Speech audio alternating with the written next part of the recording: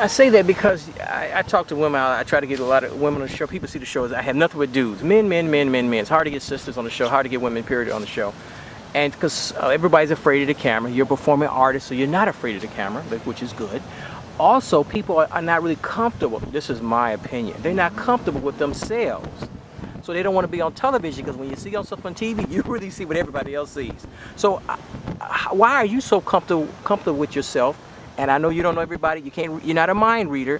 Why do you feel some people are not really comfortable being in themselves, and especially women who are not comfortable with their femininity? Well, it's the same answer for that is the same answer for why aren't people following their dreams? You know, who are they?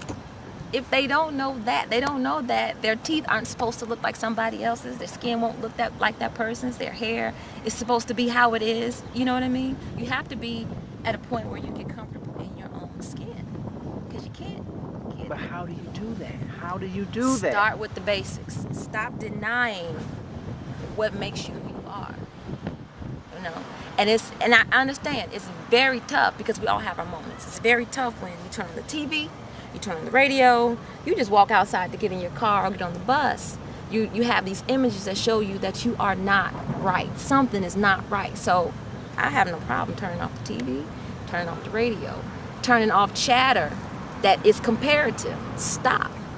Find your bearings. You know, find who you really are. Even if and people are scared to do that. It's like, what happens when I do all of that? You know, will I be alone? Will my friends still be around? Okay, what if they're not? What if there's a new set of friends that's just waiting on you to welcome you with unconditional love? Say, I like who you are as you are. Seek those people out. Don't go to the ones who have so many opinions about who and what you are. And the problem is, you find that in family. You find that at work. You know, it's a lot of work to do. It really is. That's why I think some people come into their own or they don't come into their own until midlife. The kids are grown now. I can go do what I want to do. No. Who are you? Before you give all of yourself away, doing what you don't want to do, loving who you don't want to love, who are you? What do you want? What is it that, whether you believe in a higher power or not, what is it that you're supposed to be here doing? Yeah, but that means I may have to become somebody else. And although I may not totally like myself, and I'm talking about our viewers, you may not totally like yourself. To be all that you can be means that you may have to become somebody else. That means you're going to have a new set of friends, a new set. Yes. See, that's all external, though. Start your change on the inside. That's the scary part. Like, oh my God, I'm going to wake up and not know who I am. You know, what happens then? What if I've been lying to myself all my life? Well, people are delusional. I mean, I know people who are ugly, if you will, and they think they're beautiful. And that person right there can't heal, even with your thought going out towards them that way.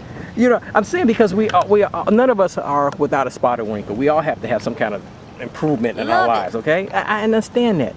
But I think most of us, including yours truly, your host, your wonderful host, we are sort of delusional. Don't you agree? We've been delusional for so long. We've been dishonest about ourselves for so long. Hoodwinked and bamboozled about I mean, how do you get over that 10, 20, 30 years? We have our addiction. We were abused as a child. We were disrespected as a child. Our first husband did us so wrong. How do we get over all that pain? I think a lot of us have with pain, and our addictions to cover the pain, the television, the radio, the drugs, the booze, the sex. All self-medication. To cover this pain. How do we even grapple with the pain that's so deep, LaQuis? Stop ignoring the truth. The truth is within everyone. The thing about it is, it's very, very subtle. So if you're self-medicating, food, drugs, sex, bad relationships, job you hate, whatever it is that gives you, like you said earlier, hating and gossiping because it makes you feel good about yourself, right? You have to stop ignoring the truth. When you are at a point of truth, you actually feel it in your body. You feel it in your body. You feel it right here in the center. But what we do is, when we self-medicate, we numb that because it's too much like right. Okay? You can ask yourself a question, even while you're driving. Turn the radio off, turn your phones off. Start asking yourself a question. Should I to make a left turn here? Instantly, you're going to feel what that truth is, right? It may come through as a thought, like a vision or something like, yeah, let me turn this way and see so-and-so, or I should go that way, no, maybe it's traffic that way. Instantly, you get your answer, right? We do this all day long. I promise you, try that experiment. Do it with a decision that you have to make for yourself. Instantly, you'll get the truth. And watch what you do afterwards. You're going to tell yourself, no. So that's not another person sitting in the seat next to you giving you doubt, fear, and all this, right? It's you. It's you.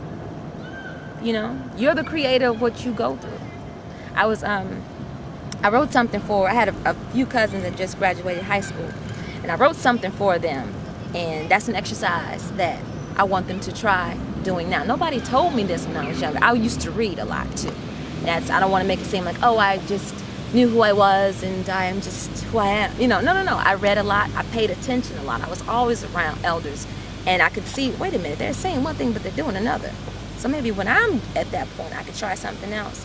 So in writing to them, it's like a long love letter, 30-some pages long. Each step of the way, I wanted to give them something that might help them. And I think in terms of making a decision, you've never given into peer pressure before. I can say that about them in the big sense. Don't start now. Trust your gut. Okay, that's what I'm talking about. Trust your gut. It's always going to lead you to the right place. I don't know what your beliefs are or whatever, but I believe that's a connection to the divine. If I think about somebody, a certain somebody hits me in the pit of my stomach, let me call this person. Or let me stay away from this person. Whatever it is, however it comes up.